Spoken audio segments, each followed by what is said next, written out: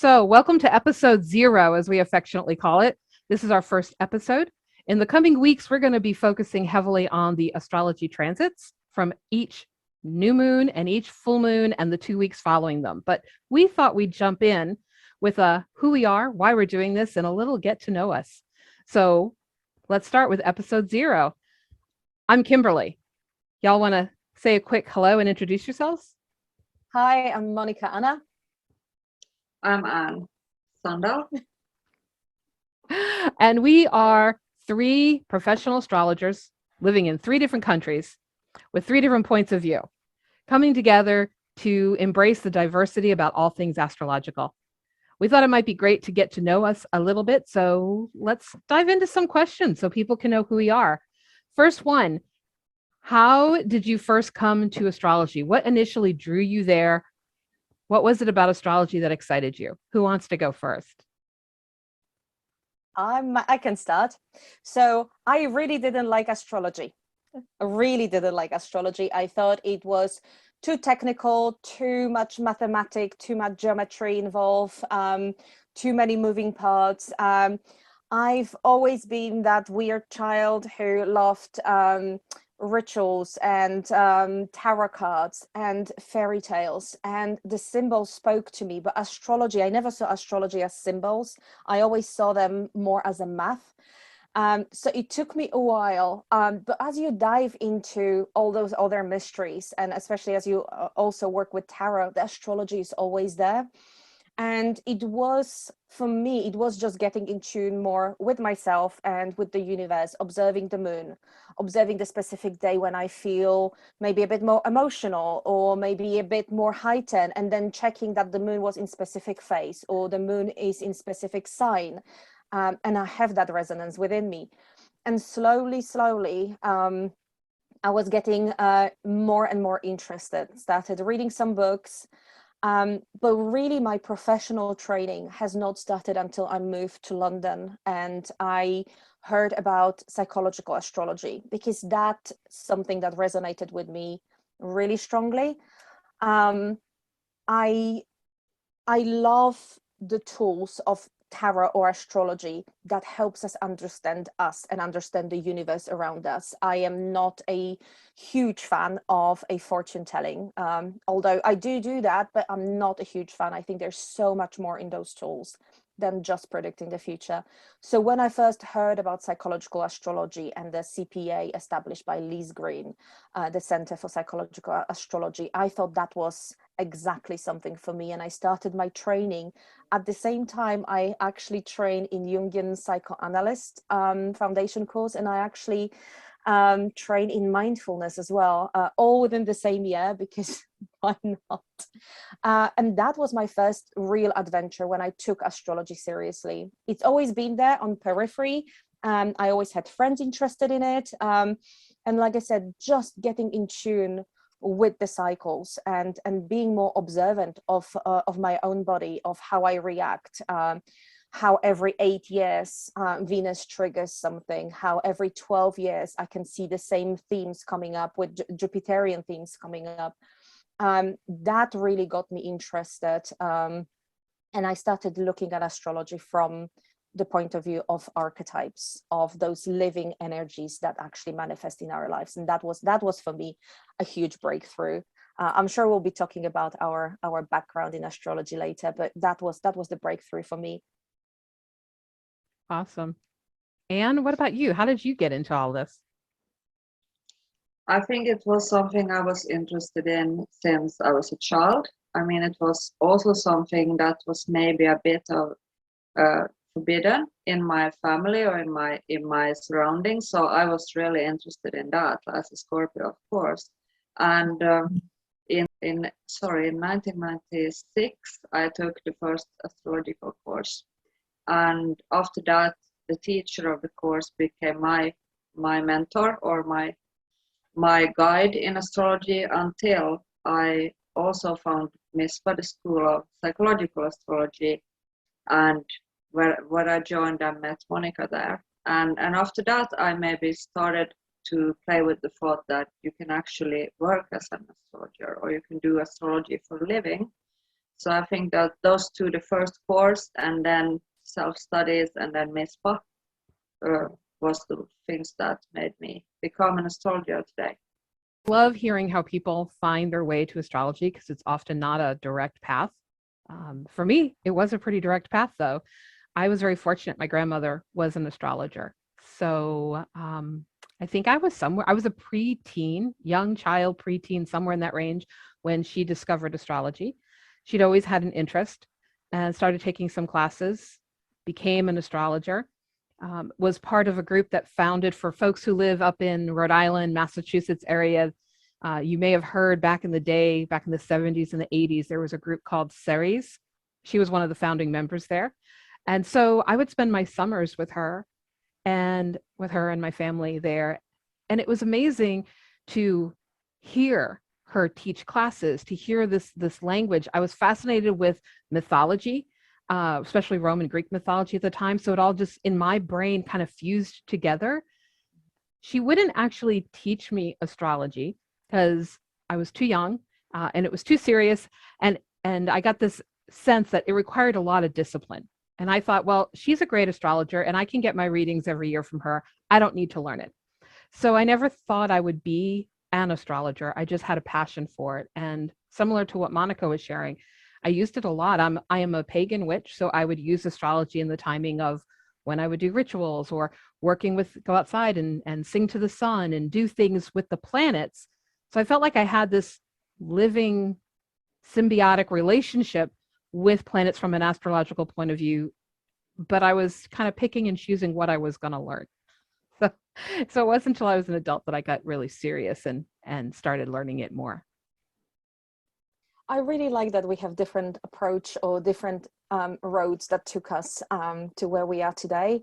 And I agree with you. I love that I had probably the experiential part of astrology first before I actually went into the training. And there is no right and wrong. Some people train and then they have that experiential moment. But I do think it's important to merge both. To be in contact, and what you learn about the aspects and the planets, actually go out and go and see them, see the full moon, or even see where in the sky the moon rises when it's waxing or rises when it's full, and just have that connection, this kind of moment where you learn for years about Venus, and Venus being the morning star or the evening star, but never actually seeing her in the sky. And the moment you see her in the sky, you actually get that connection embodied. It's not just intellectual understanding anymore. It's actually embodied experience, and something beautiful happened. And like I said, it doesn't matter how do you get there, whether you had that experience first or whether you have intellectual experience first. But having those merged, something really special happened.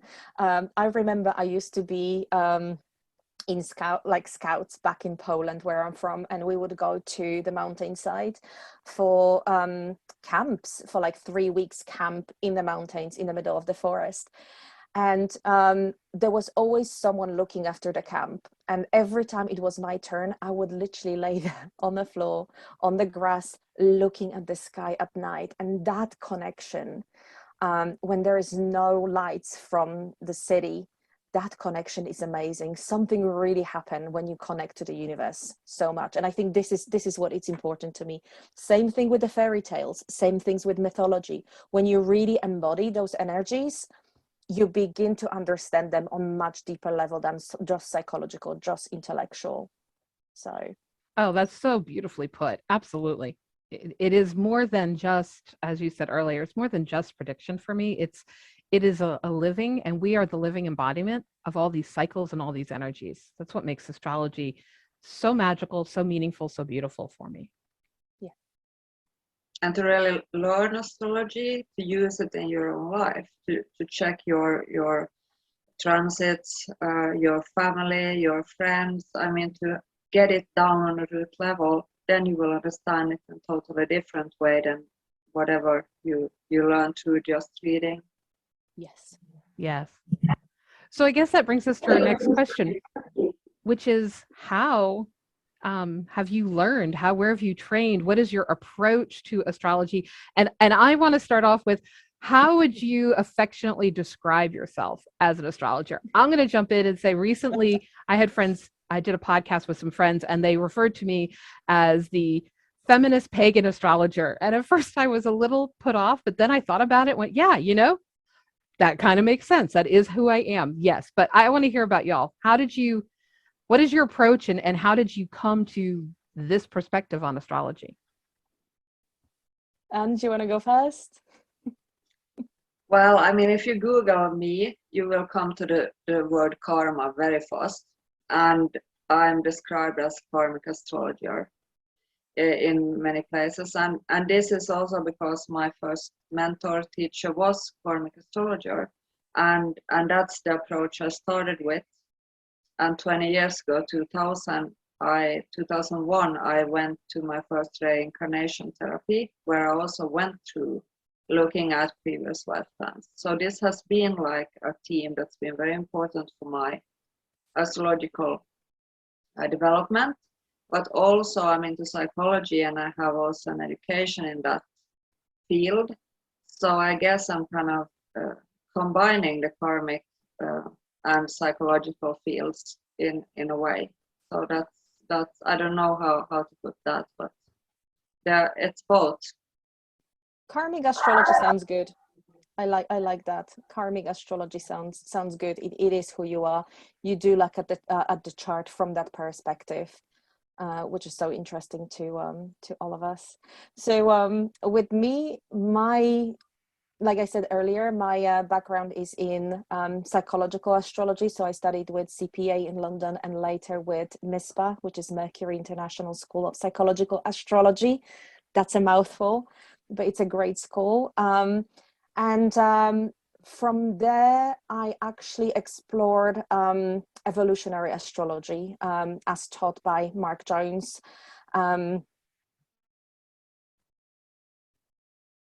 By training, I am an educator, I am a teacher, and the idea of psychology and evolutionary astrology that looks and helps us understand all those archetypes and all those energies within our own soul, within our own psyche, really resonated with me.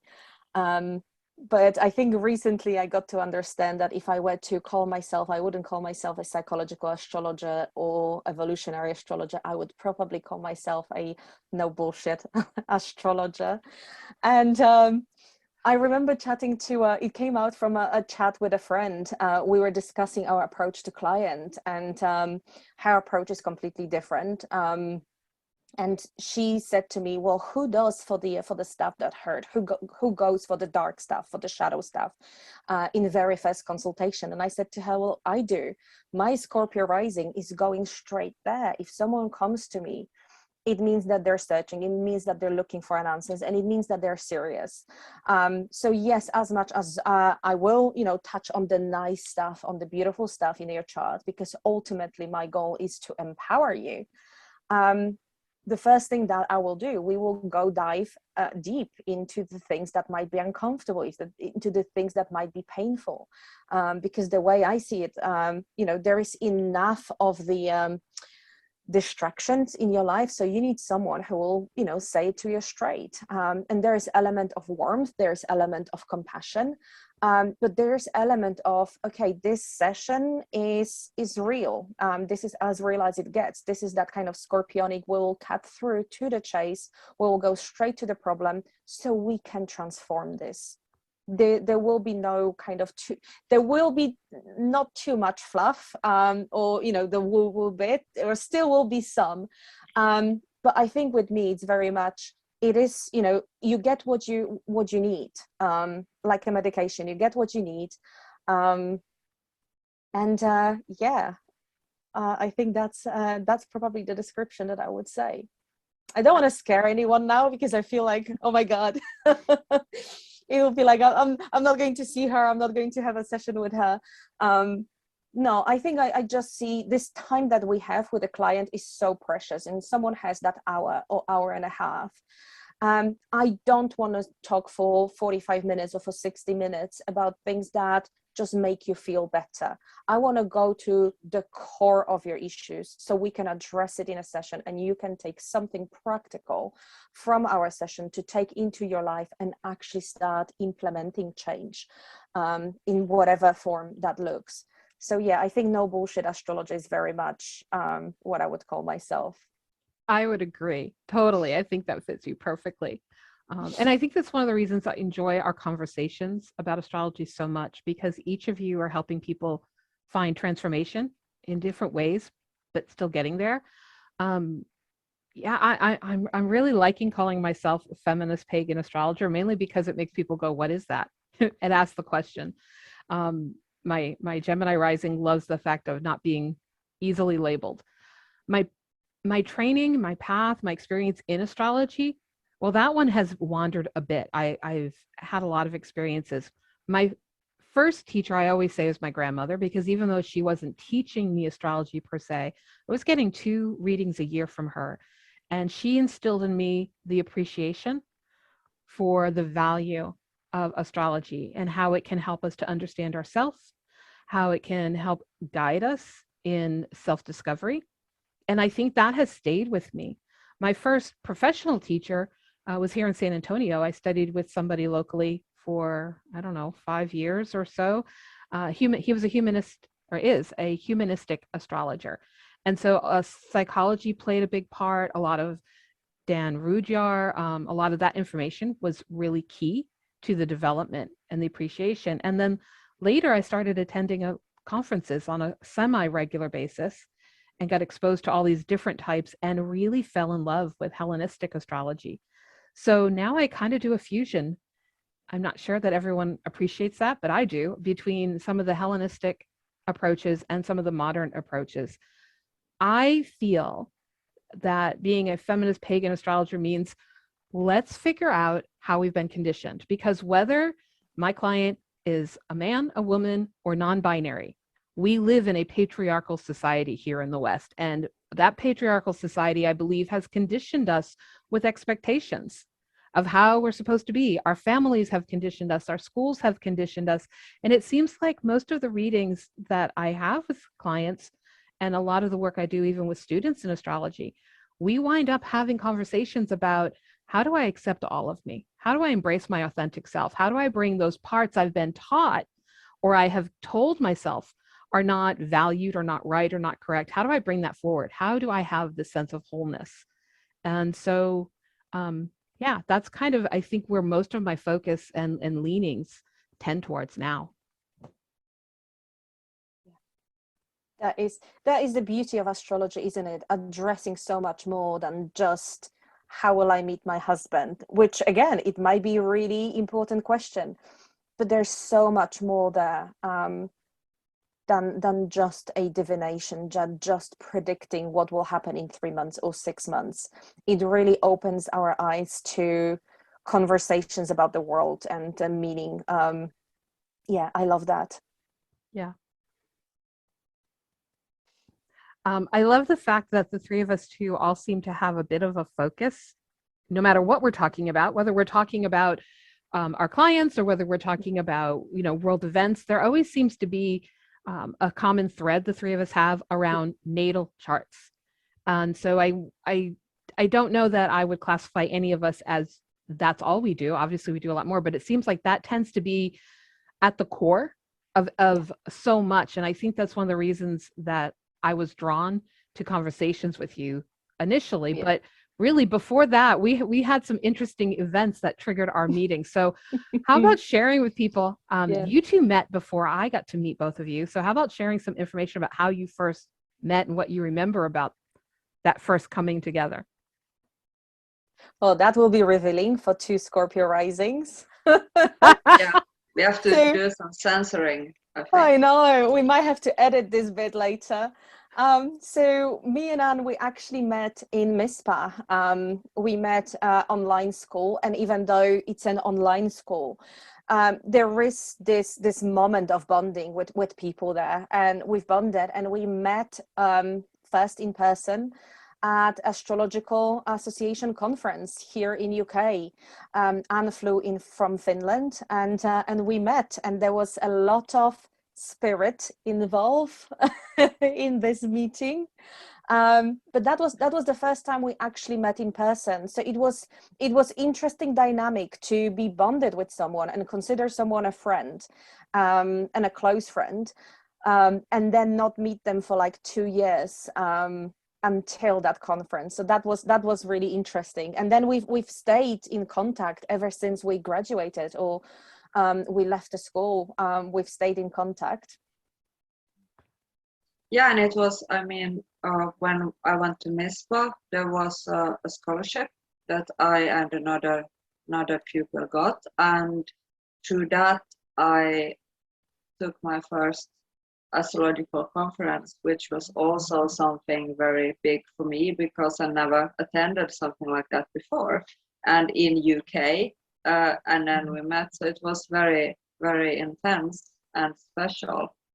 That's true. It was our first conference. Yeah, that's true. It was our first conference. It was both for you and me. It was a first ever conference when we met other astrologers. So yeah, it was the intensity of that coming from a person who was first interested, then as a student, and then meeting all those people who do that professionally and actually teach. That was intense experience. Yeah, it was good. It was good. Yeah. And then I got to meet both of you at UAC 2018, Yes. which was at first a little frightening, but then I was really grateful and it was wonderful. So there was, Anne and I both belonged to OPA, the Organization of Professional Astrologers, and we were attending the peer review, which was a few days before the UAC conference in Chicago. And so, you know, we were there, we were actually in different clusters, but then there was a medical issue that Anne had to go to the hospital.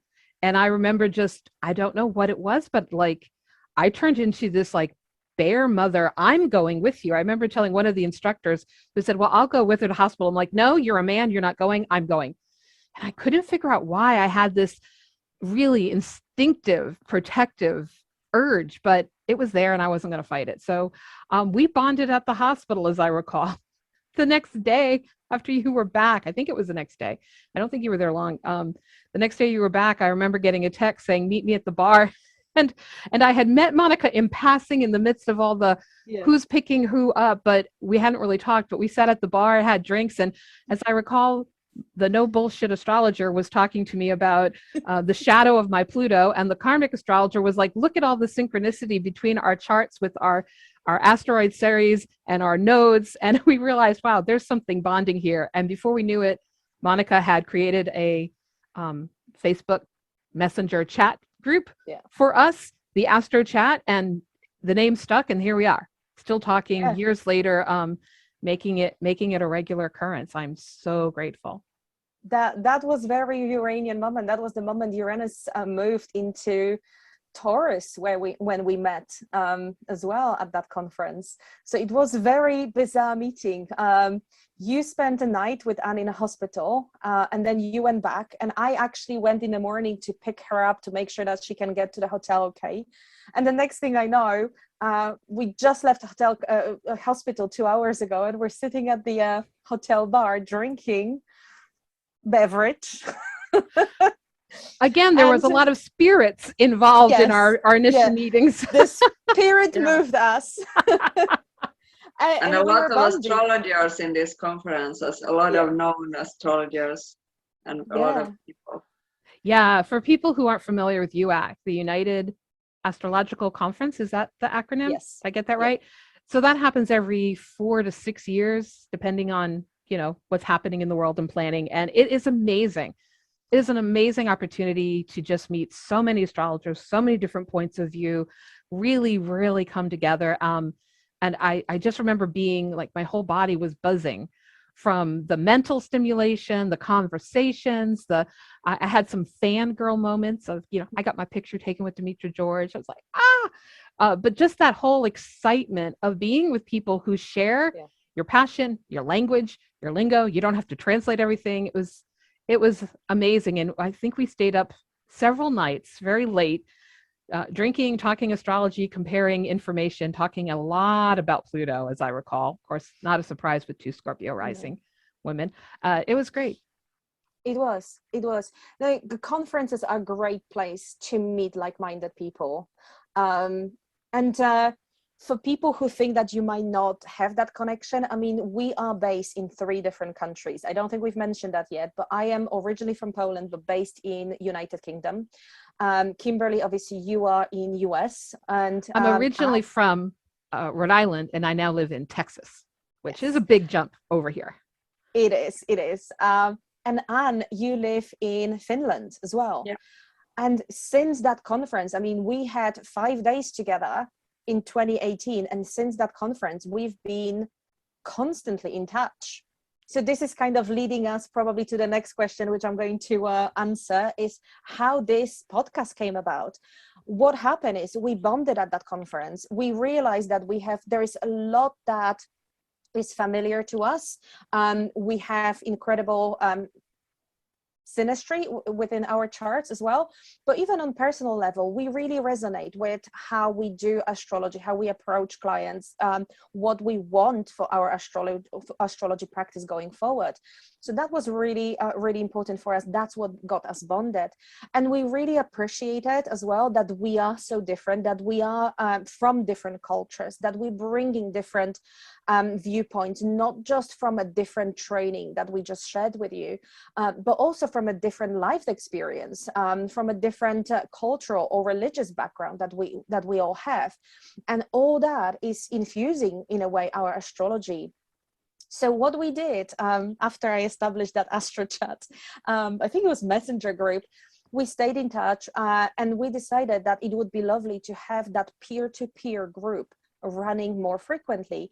So I believe we met since 2018, we pretty much met at least once a month just to chat. So we would literally have this space in Zoom and we would chat and we would talk about our own experience with astrology. So any transit affecting us, we would do readings for one another. So solar return readings or just readings of our own charts and the current transits, just to get perspective. Because again, if you're looking at your own chart, if you're an astrologer, or even if you're a doctor or something, or any other profession, if you're looking at your own work, you cannot see what you don't know, but other person can see different angles, can see different way-ins, can see different energies, and this is what we do for one another.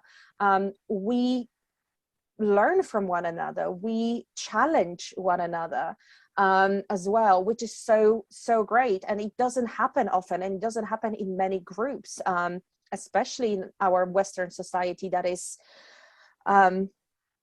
I'm trying to be diplomatic, Scorpio rising diplomatic, but it is, like, don't challenge me, this is my opinion, and my opinion is holy opinion or wholesome opinion, which to a certain degree, obviously we can't challenge other people's opinion, but you can challenge people and make them grow. You can challenge people and help them see things that they might not have considered otherwise. And this is what we've been doing for one another.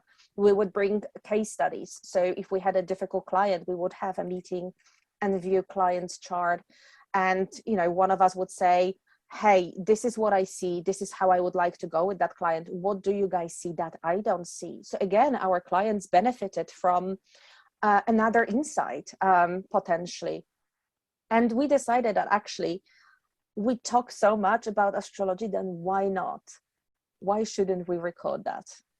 And also you kind of getting a feeling of how much we can talk. We, I mean me as well. So you can see that those chats would usually last for 2-3 hours. Easily. It's hard keeping it concise, right? Yeah. I also think that in the course of those chats, there have been many times when things happened either in the world community. Obviously, we've gone through 2 years practically of dealing with COVID. Before that, there was politics. Before that, there were other things. There's things that have happened in the astrological community.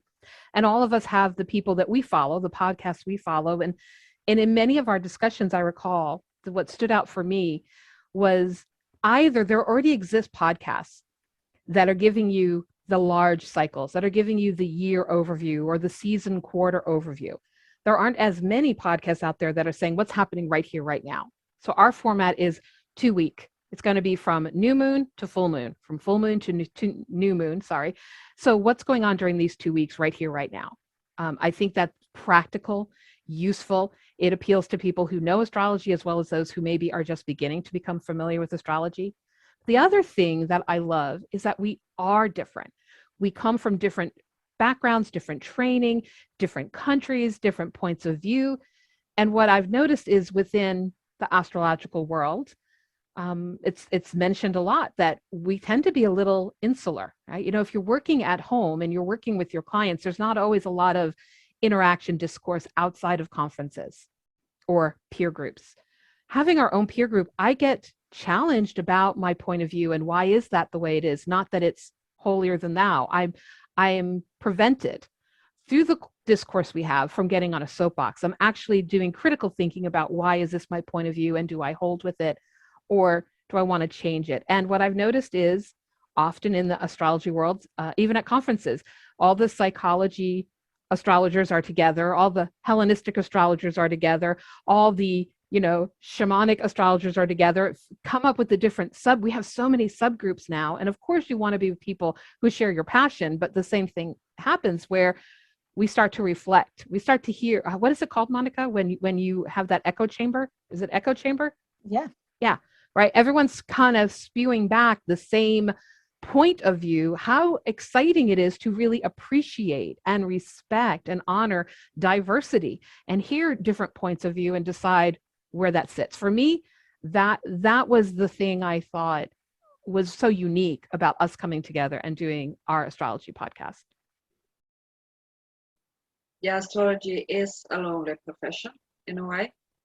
So, like you said, it's important to have connections to other astrologers. And also in Finland, we have a group for the professional astrologers, people that work with astrology to give a kind of possibility to bounce your ideas with others, to see what's happening in astrology right now. And I mean, this is like a mini group of that in a way, and also to challenge each other, to support each other, and a lot of other crazy stuff we do. Yeah. No, I agree. I agree. I think it's super important for us to be different and come together, because this is the world that we live in, that we tend to be drawn to people who think like us, who feel like us, who have the same opinion. And there's nothing wrong with that per se, because obviously we want to find our tribe. We want to have people who vibe in the same way that we do. But there is a danger with that whether it's political views, religious views, you know, any hobbies that you have, that you're just surrounded by the same mentality, but the same approach. And it's very difficult to see something else. And it tends to happen in astrology. I don't know many astrologers like us who are drawn to people from a different background.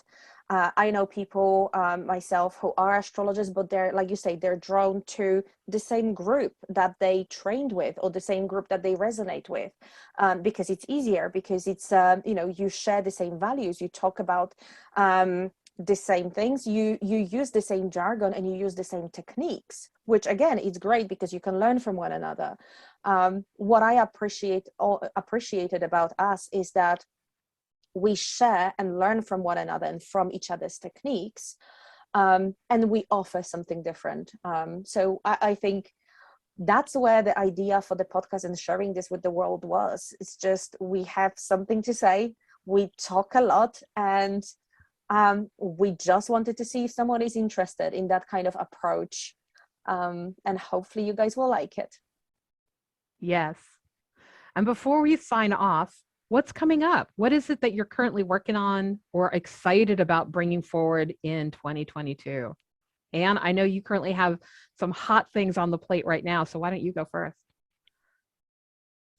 Well, yeah, I have too many stuff on my plate right now. Yeah, I have book projects one book is released, another book is maybe on ongoing project, and I have a school in astrology, an educational program, the professional astrologers, and a lot of other stuff.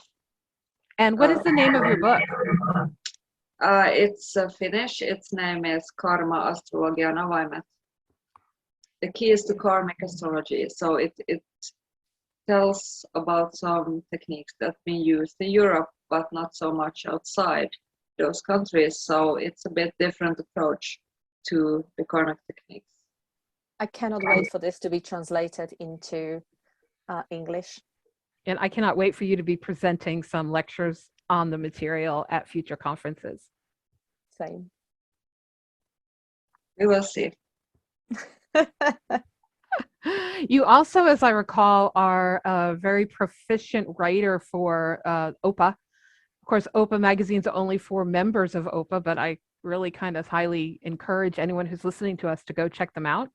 I know I really enjoyed the articles that you publish in their magazine. Yeah, absolutely. The Career Astrologer, free astrological magazine. You should check it out if you're interested in astrology. Also, OPA, the Organization for Professional Astrology, their Astrologer Conference coming up this spring. I think it's really great. So, yeah, it is great. And they've done some good work making it more COVID accessible, friendly accessible. So yeah, check it out. Monika, what do you have? What irons do you have in the fire? Okay, so I have my new website. It's still in the build, but will be launched early 2022, moderniaga.com. So working with amazing designer to put that together.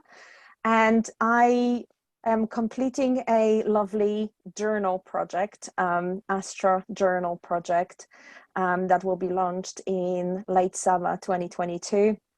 It's with a great publisher called Liminal 11. They're doing amazing stuff, really high quality, beautiful designs of books and tarot decks as well. And my journal will be based around new moon and full moon journey. So very much what we're doing here and what we've mentioned at the beginning of this video, that for me, astrology is a lived experience, and the archetypes of the zodiac, the houses, we can actually experience them in our own life when we pay attention, when we stop, when we reflect. So the idea behind that journal was very much to stop around new moon, stop around full moon, and actually take those archetypes in, see where the Luna is highlighting things in our lives, which energies is highlighting and how they manifest, and have that experiential moment of reconnecting with the universe. And it's really one big invitation for finding that cycle within you and finding that cycle and the rhythm of nature that you resonate with. So that's coming out late in 2022. Awesome. How that exciting. sounds like success. I hope so. I mean, my hope really for this is to show people something that I wanted to be shown when I was a teenager, that astrology is not just math and aspects and, you know, difficult transits and Saturn return that everyone is so afraid of, but as a living, breathing, beating heart of universe that is so interconnected.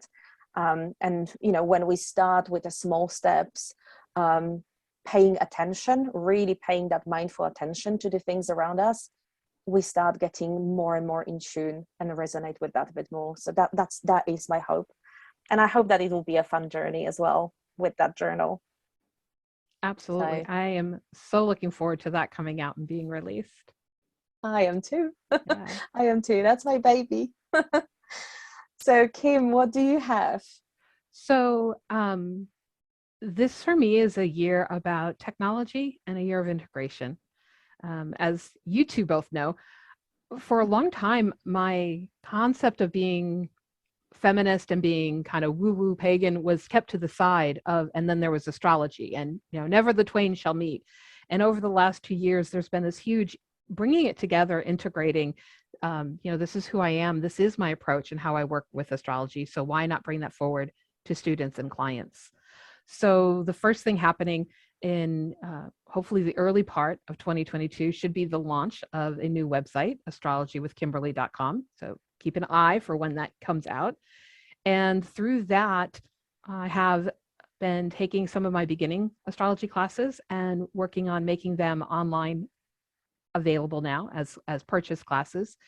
And I'm working with my clients, instead of it being one-time solo readings, we're now doing life story coaching, where we're doing these journeys of discovery about what is the life story. And as we're all entering this phase of creating the new normal in the post-COVID world that I hope was going to be here any day now, sooner but rather than later, what is that story that we've told ourselves? What is the story we want going forward? How are we going to embrace manifesting the life we want? So it's been interesting bringing some techniques from coaching work into the astrological consultation. That's beautifully said. Lots of being online and reaching more people. That's the excitement for me of 2022. And this is again why we resonate so much. It's the idea that we all have, that astrology can really help us navigate and tell new stories and uncover the stories that we have going in the background, like in the software that we have in our heads, and the stories that we tell ourselves, whether it's a victim story or a hero story. We can really uncover them with astrology, and sometimes one reading is not enough, and bringing and merging those coaching techniques. I personally love that as well. That is my background as well. So yeah, I think that's why we all kind of resonate, that what we want really for clients and for people who come and see us and, speak to us about astrology is just to introduce them to a concept that there is so much more than just going to astrologer for a reading once a year and saying, okay, in May it will be difficult, but in July you'll have great holidays. Again, nothing wrong with having those transits. We all look at them for our own life, but just kind of opening ourselves up to possibility that there is more, that we can use astrology in a different ways. So yeah, I love what we have for 2022. I am excited. I hope it's not going to be famous last words like it was. I'm excited for 2021 and then the carry on. But yeah, I think there's a lot of shifts happening with the transit that we'll be talking about. And 2022 should be an amazing year to make some changes, for all of us, not just for three of us, but just for all of us. And I look forward to being able to chat with both of you and our listeners in the coming months about what is happening, how things do unfold and what's happening there astrologically, and how we can work with those energies to move forward, whether we're moving forward into joy or we have a few more obstacles to get through. So if you haven't already listened to our first transit podcast, I keep thinking of this as episode 0, but I guess technically this is our first release. But we have, simultaneous with this, we've also released our first podcast of transits going from the new moon of the new year and those first 2 weeks. So be sure and hop over there and listen to that. It's just about an hour's worth of talk about what is happening astrologically. And we end every episode with some tips, practical tips about how you can use the energy, how you can work with it a little more, how you can get pragmatic in bringing astrology into your daily life. Anne, any final words before we sign off from you? I think you summarized it very well. Awesome. Looking forward. Yeah. Thank you, everybody, for joining in, and look forward to seeing you with the next lunation. Thank you. Thank you. Bye.